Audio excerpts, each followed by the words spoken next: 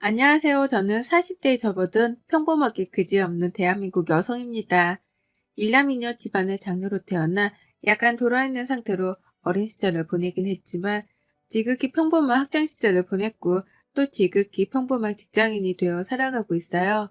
평범하게 살았다 보니 배우자도 저만큼이나 평범한 사람을 만나서 보통의 가정을 꾸리고 살고 있고요. 참고로 아이는 없습니다. 남편이 평범하긴 평범한데 술만 마시면 길바닥에 드러누워 잠드느라 소식이 끊기는 더러운 술버릇을 가지고 있더라고요. 네, 지금껏 살며 제 인생에 찾아왔던 가장 큰 시련이자 보통스럽지 않은 반전이었습니다. 그 덕에 이 남자랑 아이 낳고 살았다가는 큰일이 나겠구나 싶었고요. 술버릇부터 고쳐놓고 난 후에 아이를 낳는다는 것이 그만 제가 40대에 접어들고야 말았어요. 아이는 보기 좋게 포기를 했고요. 아무튼 평범한 사람이 맞는데 남편을 만나 보지 못한 반전 모습을 목격하며 조금씩 제 삶은 평범함에서 이상한 쪽으로 틀어졌던 것 같습니다. 그리고 현재 저는 제 삶에 큰 변화를 준 남편에 이어서 시어머니 때문에 사연을 적고 있네요. 남편이 제 삶을 이상하게 만들어 놨다면 시어머니는 제 삶을 쑥대밭으로 만들어 놓은 장본인이랍니다. 어디 얼마나 제 삶을 쑥대밭으로 만들어 놨는지는 지금부터 세세하게 풀어볼게요. 한마디로 시어머니를 표현해 보자면 이분은 앞뒤가 굉장히 구린 분이세요.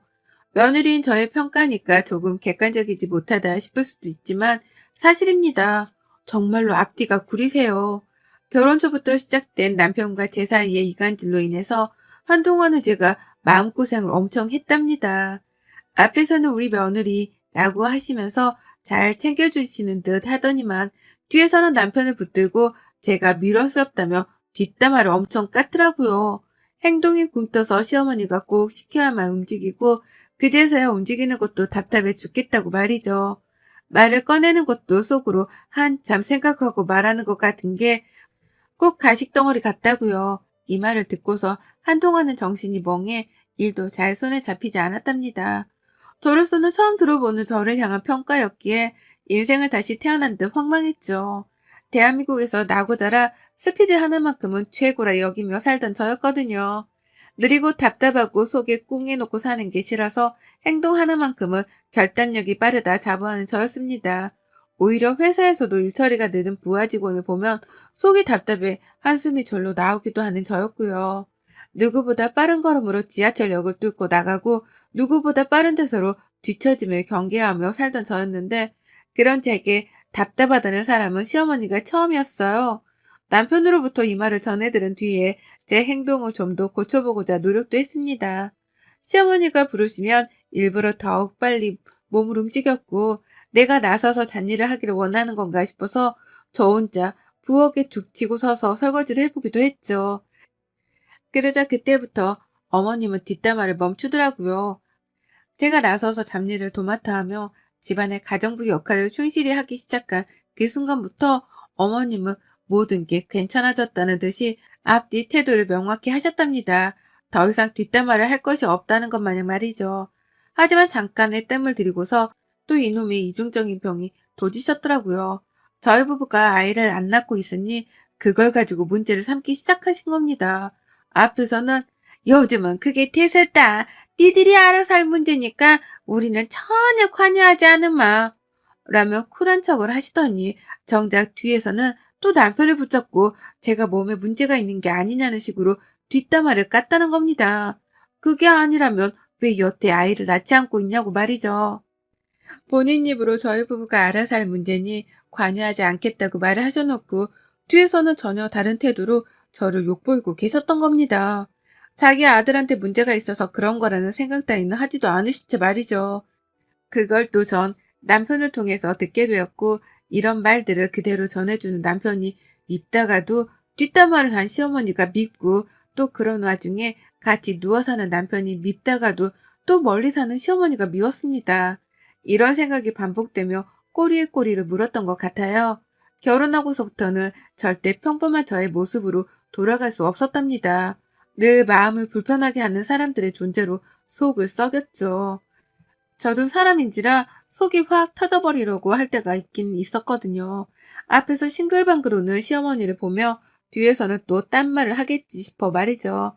하지만 제가 조금이라도 기분이 안 좋거나 말 섞기 싫다는 듯의 표정을 짓기라도 하면 어머님은 먼저 나서서 방방 뛰며 역정을 내셨습니다. 며느리가 자신을 눈치 보게 한다면서 말이죠. 왜 밖에서 기분 나빠온 걸 시댁 안에서까지 보이려고 하냐며 막 혼을 내더라고요. 정작 본인 때문에 화가 날 줄도 모르고 밖에서 일하다 받은 스트레스를 집에서 풀려 한다며 저를 막 혼내키는데 억울하기도 했지만 별말을 못했어요. 사실이었으니까요. 화가 나면 싸우기라도 해서 풀어야 하는데 그렇지 못한 채 표정만 구기고는 각 잡고 있던 제 잘못도 있다 싶었습니다. 그래서 전 이런 와중에도 시어머니께 별말을 못한 채 수긍만 하고 잘못했던 백기를 먼저 들어야 했네요. 더 큰 싸움으로 번지는 건 정작 제가 싫었거든요. 이렇게 저는 시어머니랑 보이지 않는 간격을 사이에 두고 살았습니다. 언제 누구 하나라도 삐끗하면 싸움이 터질 텐데 그게 무서워서 일방적으로 제가 참고 있었습니다.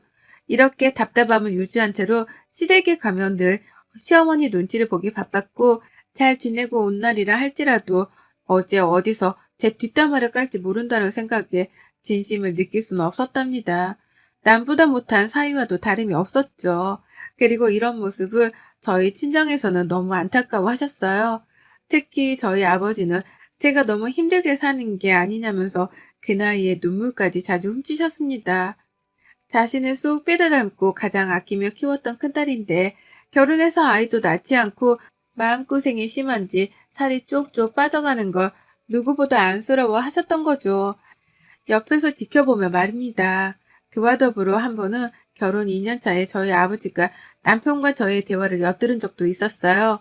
친정에 갔다가 남편이 눈치 없이 우리 엄마가 알면 자들어지시겠네 라며 저한테 속삭이듯 말을 했거든요. 친정에 와서 제 손으로 과일 깎은 걸 가지고 남편이 시어머니께서 질투할 게 뻔하다며 하는 농담이었습니다. 그걸 가지고 아빠는 제가 시어머니한테 그리 큰 이쁨을 받지 못한다는 걸 눈치챘던 것 같아요. 시모 성격이 보통이 아니라는 것도 말이죠. 그래서 그 후로는 별의별 것들을 사다 주면서 제게 기쁨을 주려 하셨어요. 이를테면 생일이 아닌데도 카페 쿠폰을 보내주신다거나 생일일 땐 꼭 제가 가지고 싶은 걸 미리 물어보셨다가 사주시면서 말이죠. 제 나이가 벌써 40이 넘었는데 아빠 눈에는 제가 아이 같아 보이는 건지 저희 아버지는 꼭 제게 선물을 챙겨주시곤 하셨습니다. 여전히 먼저 전화를 걸어서 안부를 물어주시고 가끔씩은 심심하다며 드라이브를 나가는데 저를 동행해 가기도 하셨죠. 그런 아버지께 저도 늘 가까이에 있는 절친한 친구가 되어드리고 싶고요. 그러던 중 제가 2달 전 생일이었습니다. 그리고 올해도 역시나 저희 친정 아버지께서 선물을 보내주셨어요. 그전부터 계속해서 뭘 가지고 싶은 게 없는지에 대해 물어보시더라고요. 너무 많은 선물을 받기도 했었고 제가 나이도 있는지라 아빠한테 부담을 드리고 싶지 않았습니다. 그래서 저는 다 받았으니 더 이상 따로 사려 하지 마시라며 말렸죠. 그런데 아빠가 생일날 엄마랑 같이 집에 찾아와서는 선물을 건네주시더라고요. 명품 브랜드의 가방이었습니다. 1, 200 하는 것도 아니고 무려 500만 원 호가하는 명품 가방 말이죠. 아빠가 딸내미 선물 하나 근사한 걸로 사주고 싶었다면서 그걸 건네주는데 옆에 있던 남편도 그렇고 저도 그렇고 자지러지는 줄 알았어요. 이런 비싼 선물은 제 남편도 사준 적이 없었거든요. 저희 부모님께서는 모아놓은 돈도 있으셨고 저나 동생들 모두 다 번듯한 직장에서 일을 하는지라 가져다 드리는 용돈도 제법 두둑했습니다. 거기에 엄마가 재테크에 능하셔서 젊은 시절 벌어놓은 돈도 제법 있었고요. 부모님이 어려운 지갑 사정을 감안하고 사주신 가방은 아니었기 때문에 큰 부담은 없었지만 그럼에도 불구하고 나이 드신 부모님이 딸 자식 챙긴다며 명품 가방을 사주셨던 사실은 너무나 송구할 따름이었어요. 내가 좀 더 재밌게 잘 사는 모습을 보여드렸다면 이렇게까지 비싼 가방을 사주시려 하진 않았을 텐데 나에게서 이렇게라도 좋은 걸 해주며 기쁨을 주려 하셨나 싶더라고요. 참, 자식으로서 별의별 생각이 다 들었던 것 같습니다. 마냥 비싼 가방을 받았다고 좋아라만 할 수도 없었고 기뻐라 할 수도 없었어요. 복잡한 감정이 놓인 채로 부모님 앞에서는 가면을 쓴 채 철없이 감사하다고 잘 쓰겠다며 누구보다 좋아라 했네요. 그런데 그 가방의 존재를 시어머니가 알아보셨어요. 남편이 신이 나서는 시어머니한테 전화를 했더라고요. 장인어른이 이 사람 생일 선물로 명품을 사주셨는데 엄마는 뭐 없냐고 하면서 그 와중에 철딱서니 없이 시어머니께 제 생일 선물을 찾은 겁니다. 생일 축하한다는 전화 한 통 없던 사람인데 선물을 사놨을 리가 있냐고요. 근데 남편은 시어머니께 연락을 드려서는 제 선물을 찾았던 거죠. 아빠가 사주셨던 가방의 존재까지 털어놓으면서요. 그리고 그 후 시댁에 갔을 때 어머님은 제 명품 가방만을 찾으셨어요. 제가 오건 말건 아들이 오건 말건 이런 건 아무 관심도 없으셨고 오로지 가방에만 집중을 하셨습니다. 너희 아버지가 사다 주신 그 가방은 뭐냐? 이거냐? 이게 아닌데 왜 안 들고 왔어? 나도 보고 싶은데. 라고 하면서요.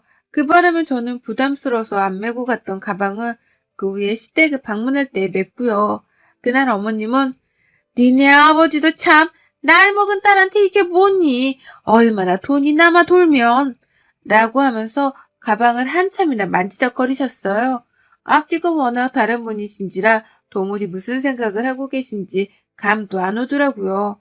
가방이 닿을까 걱정이 될 만큼 그걸 만지작거리니까 저도 슬슬 기분이 안 좋긴 했으나 그걸 달란 소리는 안 하니 그게 어딘가 싶었습니다.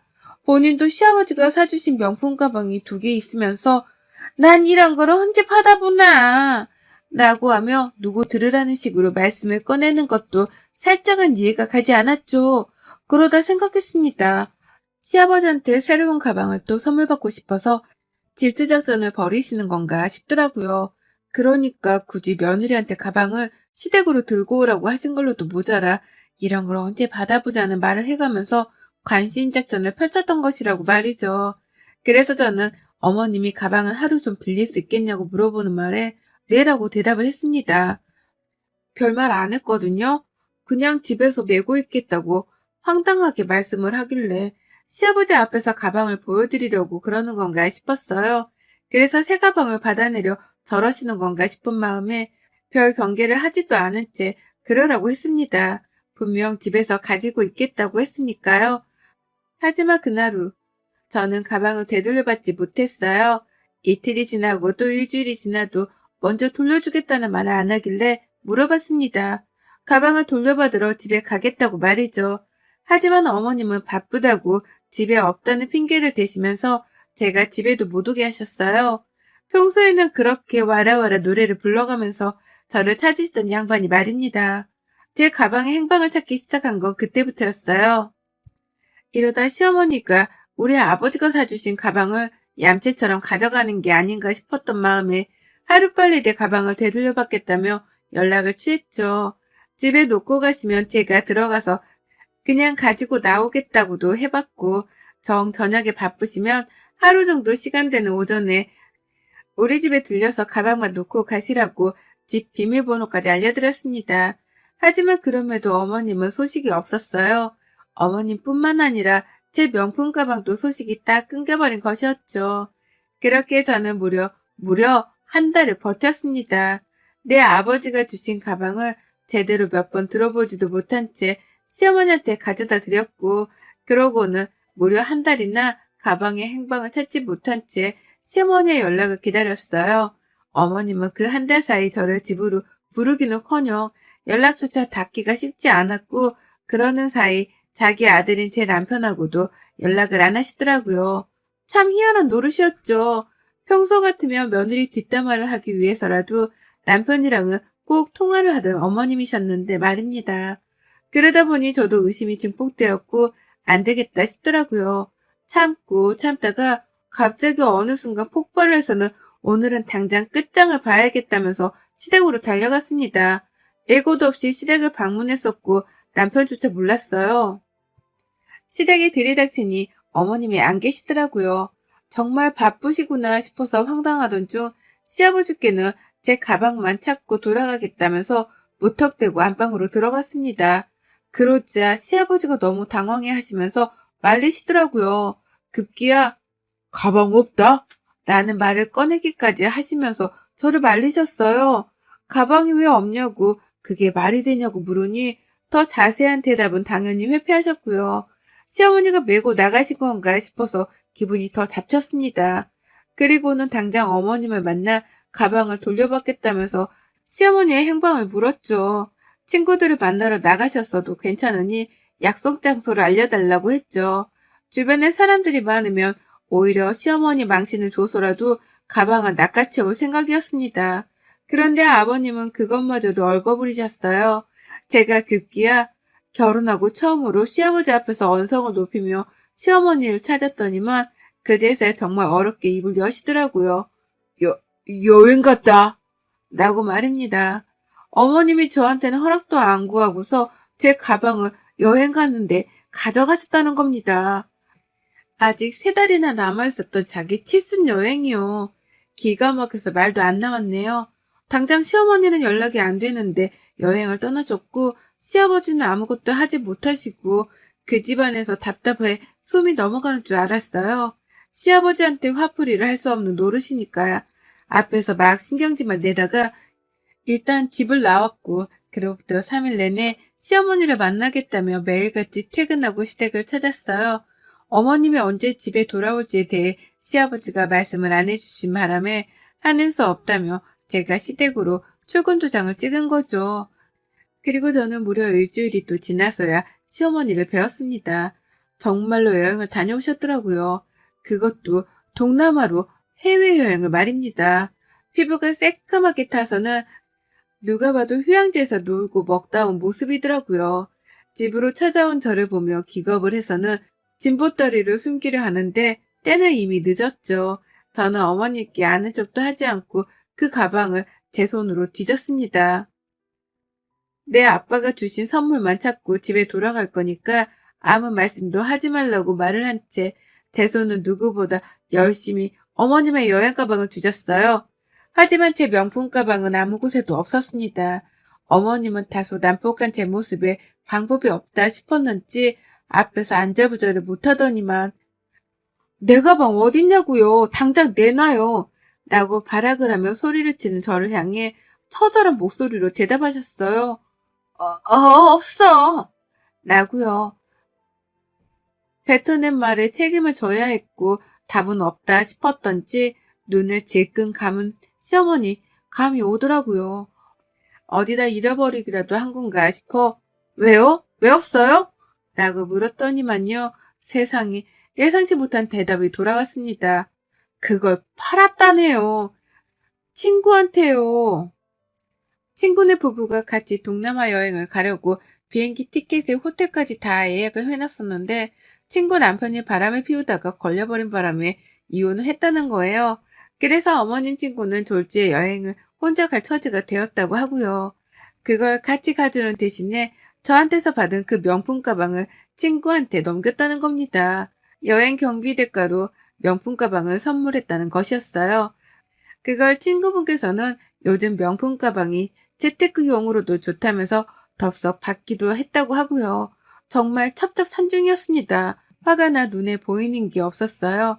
시어머니 여행 가방을 집었다가 바닥으로 내팽개쳐 가면서 고릴라를 방불케 하는 역정을 쏟아냈습니다. 당장 내 가방을 내놓으라며 소리를 지르다 못해 안방으로 기어 들어가서는 시어머니가 가지고 있던 2 명품 가방을 들고 나왔죠. 내 가방을 멋대로 판 대가로 이 정도는 줘야 하지 않냐면서 시어머니 가방을 제 팔에 맸거든요. 그러자 어머님 난리시더라고요. 야, 니네 부모님은 여유 있잖아. 그러니까 그 나이에 40 넘은 자식한테 명품 가방도 사주는 거지. 우리는 난 내 인생에 그게 마지막 명품 백들인데 그걸 네가 가져가면 어쩌라는 거야. 내가 이 나이에 이딴 걸로 며느리랑 몸싸움을 해야겠냐? 라고 하면서 그 가방을 도로 달라며 붙잡고 놓아주질 않으셨죠. 노인네가 어찌나 힘도 센지 또 목소리는 어찌나 꺼렁꺼렁하게 크던지요. 내가 아는 시어머니가 맞다 싶으면서도 이런 찌질한 모습까지 있으셨나 싶어 오만 감정이 들었습니다. 무엇보다 그 나이를 먹고도 여태 명품 타령을 해대는 꼴이 절대로 멀쩡해 보이진 않았네요. 오히려 추잡스러워 보였으면 몰라도 말이죠. 그러니 저는 더욱 치열하게 어머님의 딱 2개 남은 그 명품 가방들을 뒤도 돌아보지 않은 채 팔에 고정시킨 후 들고 뛰쳐나와 버렸습니다. 시어머니의 비명소리가 들려왔는데요.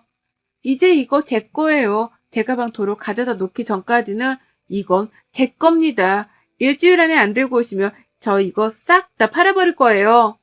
라는 말을 남기고는 도망치듯 댁을 벗어났습니다. 시어머니는 집 밖까지 맨발로 쫓아나오셨지만 저를 잡지 못하셨어요. 그리고 전 정말로 일주일 안에 어머님이 내 가방을 돌려놓지 않으신다면 이 가방들을 팔고 남긴 돈으로 아빠가 사다 주신 가방과 똑같은 걸 도로 살 예정이었습니다. 왜냐고요? 저희 아빠가 실망하시는 걸 두고 볼 수 없었으니까요.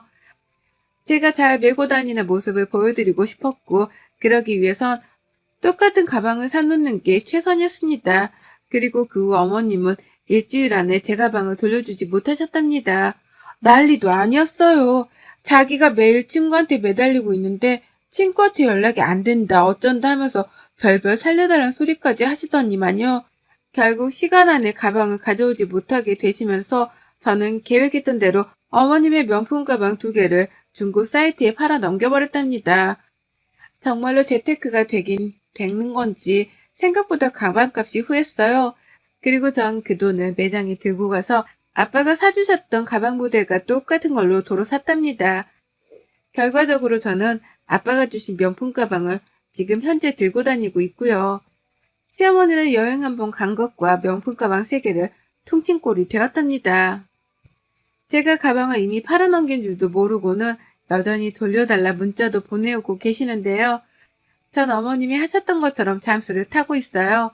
어머님이 저한테 가방을 팔아넘긴 걸 말씀 안 하셨듯이 저도 안 할 겁니다. 그러다 아시게 되어도 소용없네요. 이미 2개의 가방은 팔아넘겨졌고 저는 제 가방을 더 이상 어머님께는 보여드리지도 않고 빼앗기지도 않을 거예요.